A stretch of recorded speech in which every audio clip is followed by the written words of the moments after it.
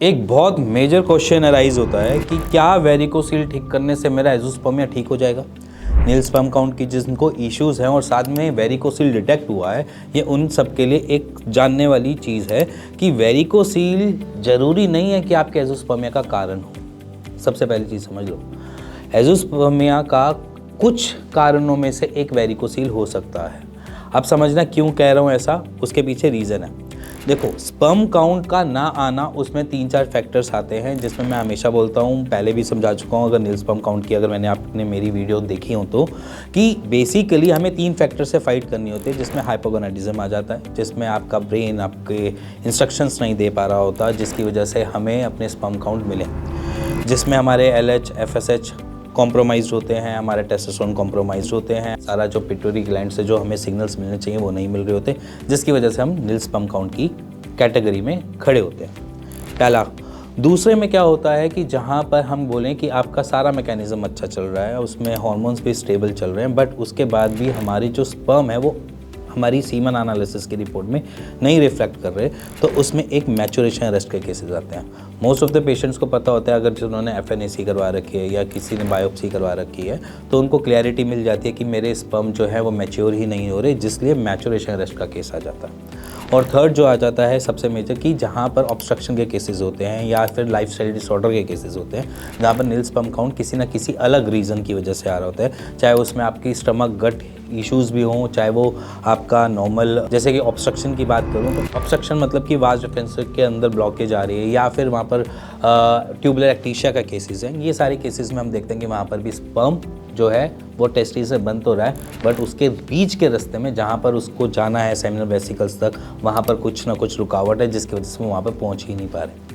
तो सिंपली इतनी सारी चीज़ें होती हैं जो 3 फैक्टर्स को मेजरली हम काउंटर करते हैं। अब इसमें क्या होता है, वेरिकोसील इट्स अ पार्ट। अब वो ऑब्स्ट्रक्शन के लिए तो एक जिम्मेवारी ले सकता है, बट ऐसा नहीं है कि वो पूरे के पूरे आपके सिस्टम को ही बिगाड़ दे। हाँ, जहाँ पर वेरिकोसील लेटर ऑन स्टेजेस पे चला जाता है और उनके ग्रेडिंग सिस्टम बहुत ज़्यादा बढ़ जाती है, वहाँ पर हम देखते हैं कि टेस्टिस एट्रोफी वाली कंडीशन में आ रही हैं। जब वो एट्रोफी वाली कंडीशन में आ रही होती है तो वेरिकोसील हमें एजोस्पर्मिया दिखाता है, रिफ्लेक्ट करता है। एक ये वाली कंडीशन होती है। अदरवाइज जहाँ पर वेरिकोसील ने हमारे टेस्टिस को एनर्जी लेने से ही रोक दिया, उन केसेस में हम देखते हैं कि एजोस्पर्मिया आ सकता है। तो समझो कि वेरिकोसील को ठीक करने से आपको राहत तो मिलेगी, ये डेफिनेटली है कि जहाँ पर आपके स्पर्म काउंट ओलिगोस्पर्मिया की तरह स्टैंड कर रहे हैं, जहाँ पर 5 मिलियन 10 मिलियन आ रहे हैं, बट आपने वेरिकोसील की सर्जरी करवाई तो क्या पता उसके बाद आपको रिफ्लेक्ट करे। बट हमने ऐसे भी केसेस देखे हैं जहाँ पर हमने रिकवरी नहीं के बराबर देखी है, कि उन्होंने सर्जरी भी करवा ली बट वहाँ पर हमें वो गेन नहीं मिल रहा जो हमें मिलना चाहिए था एज एन अपनी सीमन एनालिसिस की रिपोर्ट में। तो यहाँ पर फैक्टर क्या काम करता है, तो यहाँ पर सबसे पहली चीज़ समझना कि आपने वेरिकोसील को स्टेबल की तरह चलाना है और साइड बाय साइड अपने स्पर्म काउंट के ऊपर काम करना है। अब यहाँ पर मैं ऐसी कुछ आपके सामने रिपोर्ट्स दिखाना चाहता हूँ जहाँ पर वेरिकोसील के साथ पेशेंट की अच्छी मात्रा में स्पर्म काउंट आए हैं और जो आज की डेट में नेचुरली कंसीव करने लायक हैं। तो आप पहले रिपोर्ट्स देखिए।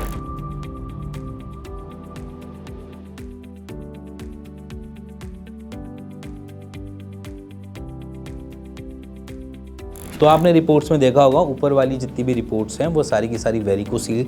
के साथ है, और नीचे वाली जितनी भी रिपोर्ट्स हैं वो उन्होंने सीमन एनालिसिस में अपग्रेड अपनी ही रिपोर्ट्स में देखा है। हम यहाँ पर बेसिकली एक कंसर्न को हमेशा प्रेफरेंस देते हैं कि पेशेंट की रिक्वायरमेंट क्या है। देखो, बेसिकली पेशेंट चाहता है कि मेरा नेचुरल कंसीव हो जाए, उसको वेरिकोसील से लेना देना ही नहीं है, क्योंकि वहाँ पर बहुत सारे पेशेंट्स को वेरिकोसील में एसिम्टोमेटिकली प्रॉब्लम्स कोई नज़र ही नहीं आ रही होती, मतलब कि वहाँ पर सिम्टम्स ही नज़र नहीं आ रहे, तो इसलिए उनको कुछ ऐसा लगता नहीं है वेरिकोसील, और साथ साथ वेरिकोसील परसिस्ट होने की वजह से उनके जो सीमन एनालिसिस की रिपोर्ट है उसमें हम रिफ्लेक्शन देख रहे होते हैं कि वो लैडर फॉर्म से डाउनवर्ड्स की तरफ जा रहा होता है। तो ये चीज़ें जब हम नज़र में करते हैं तो हमारा एक ही कंसर्न होता है कि यहाँ पर अगर वो कंसीव के लिए मांग रहे हैं तो यहाँ पर स्पर्म काउंट को थोड़ा सा एनरिच किया जाए और पैरेलल ट्रीटमेंट चलाया जाए वेरिकोसील का, जिसकी वजह से हम इस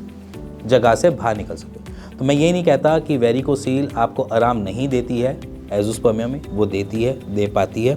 बट अगर आप चाहो तो अगर आप सर्जरी के अलावा प्लान करते हो कि सर्जरी चलो मैं अभी नहीं रुक के करवा लेता हूँ, तो ऑल्टरनेट मेडिसिन का एक हाथ पकड़कर थोड़ा टाइम चलकर अपनी 3 महीने की एक रिपोर्ट करवा लो, जिसमें आपको क्लैरिटी मिल जाए मेरे स्पर्म काउंट बढ़ रहे हैं या नहीं बढ़ रहे। अगर उसमें बढ़ रहे होते हैं तो इट मीन्स कि वो आपको और प्रोग्रेस दे सकता है। तो इसीलिए मेरा कहने का मतलब ये है कि अगर आप वेरिकोसील और नील स्पर्म काउंट के पेशेंट हो तो ज़रूरी नहीं है कि सिर्फ एक सर्जरी ही हमारे पास ऑप्शन है, उसके अलावा हमारे पास ऑल्टरनेट मेडिसिन का एक होप है जिससे आप अपने स्पर्म काउंट को बढ़ा सकते हो और नेचुरल कंसीव कर सकते हो अगर वेरिकोसील है भी तो।